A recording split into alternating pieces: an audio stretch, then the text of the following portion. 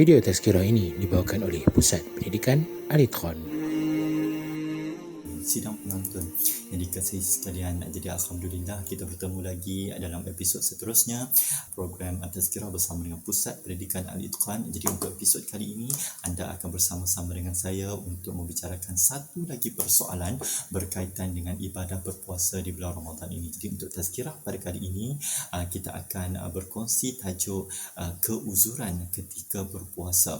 Jadi dalam kegairahan kita untuk menyempurnakan 30 hari ibadah berpuasa, kadang tak semua orang diberikan peluang dan kesempatan itu, kerana ada juga mereka yang diuji dengan keuzuran-keuzuran tertentu. Jadi siapakah mereka yang diberikan keuzuran ketika berpuasa ini? Dan persoalan kedua yang akan kita bincangkan pada hari ini adalah, jika mereka dibenarkan untuk tidak berpuasa, maka adakah dibolehkan untuk mereka makan pada siang hari? Okay, jadi untuk menjawab persoalan itu, kita pergi kepada persoalan yang pertama dahulu, iaitu siapakah mereka yang digolongkan ataupun dikategorikan sebagai mereka yang diberikan keuzuran untuk tidak berpuasa. Okey, yang pertama adalah golongan wanita yang berada dalam keadaan haid dan nifas. Okey, baik. Jadi para ulama telah bersepakat mengatakan bahawa wanita yang berada dalam keadaan haid ataupun nifas diharamkan untuk mereka berpuasa, dan sekiranya mereka tetap juga berpuasa, maka puasa mereka itu tidak akan diterima.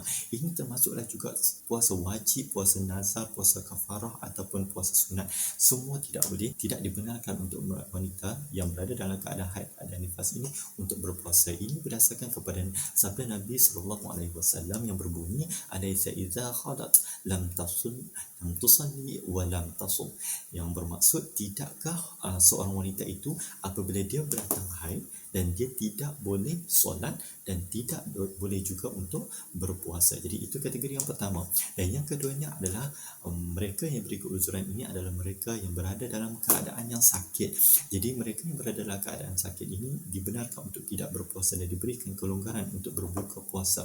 Ini disandarkan oleh dalam surah Al-Baqarah ayat 184 yang berbunyi, ayyaman ma'dudat faman kana minkum maridan aw ala safarin fa'iddatan min ayyamin ukhra. Maksudnya puasa itu adalah bilangan hari-hari tertentu. Siapa dari kalangan kalian yang sakit ataupun dalam keadaan bermusafir, maka gantikanlah puasa itu pada hari yang lain. Jadi maknanya sakit ini juga dibenarkan untuk mereka untuk tidak berpuasa. Tetapi ingat, sakit itu juga ada kategori-kategori sakitnya. Sakit yang bagaimana yang dibenarkan untuk tidak berpuasa? Yang pertama adalah sakit yang teruk, yang jika diteruskan berpuasa, maka ia akan mendatangkan lebih kemudaratan kepada pesakit tersebut. Dan yang keduanya adalah apabila mereka berpuasa, maka datang kepadanya lebih kepayahan yang menyebabkan mereka lebih menderita sakit tersebut. Maka dalam keadaan itu mereka dibenarkan untuk tidak berpuasa.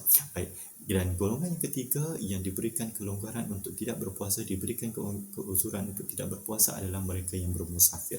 Ini disandarkan oleh dalil yang sebentar tadi, sama seperti mana yang orang sakit itu, iaitu mereka yang bermusafir. Jadi kategori musafir ini juga kita harus ingat bahawa tak semua musafir yang kita keluar daripada rumah kita boleh untuk berbuka puasa, tidak. Jadi musafir ini adalah mereka yang bermusafir, perjalanan mereka adalah satu perjalanan yang panjang dan terdapat kepayahan, iaitu masyaqqah kepada pemufassiran tersebut, yang mana mereka boleh untuk tidak berpuasa. Tetapi jika orang yang bermusafir itu meneruskan puasa mereka semasa musafir, dan puasa itu tidak memberikan kemudaratan ataupun kepayahan, maka lebih afdal lah kiranya untuk mereka untuk meneruskan puasa tersebut.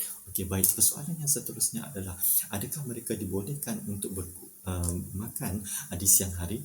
Okey, persoalannya di sini adalah, jika mereka makan di siang hari di kawasan yang terbuka, ini sebenarnya akan mengundang lebih banyak fitnah kepada mereka, sebab tak semua orang tahu bahawa mereka berada dalam keadaan hadas, mereka berada dalam keadaan sakit, mereka berada dalam keadaan musafir. Ini juga akan menjejaskan ataupun kita boleh adab kita dalam bulan Ramadan ini, iaitu kita dilihat seperti tidak menghormati bulan Ramadan itu sendiri. Jadi sebaiknya jika mereka yang dibenarkan untuk tidak berpuasa ini, mereka makan di siang hari, tetapi perlulah untuk berada dalam keadaan yang tertutup, maksudnya bukan berada dalam khalayak ramai, untuk tidak mengundang fitnah kepada mereka. Jadi secara rumusannya, diharuskan untuk mereka-mereka yang diberi keuzuran ini untuk berbuka puasa, dan jika mereka ingin makan di siang hari, maka makanlah dalam keadaan yang tertutup supaya tidak menggunakan fitnah yang lebih kepada bulan Ramadan itu sendiri dan juga kepada diri mereka sendiri oleh orang-orang yang melihat mereka. Okey, baik, jadi setakat itu saja perkongsian untuk kali ini, sehingga kita berjumpa lagi di episod-episod yang akan datang dalam Tazkirah bersama dengan Pusat Pendidikan Al-Itqan. Berwakaflah bersama kami, Pusat Pendidikan Al-Itqan. Tambah saham anda di akhirat melalui pembelian wakaf tanah. Anda boleh menyalurkan wang wakaf anda ke nombor Bank Islam yang tertera. Terima kasih kami ucapkan kepada semua yang telah berwakaf bersama Pusat Pendidikan Al-Itqan. Semoga Allah mengganjari semua dengan saham di akhirat kelak.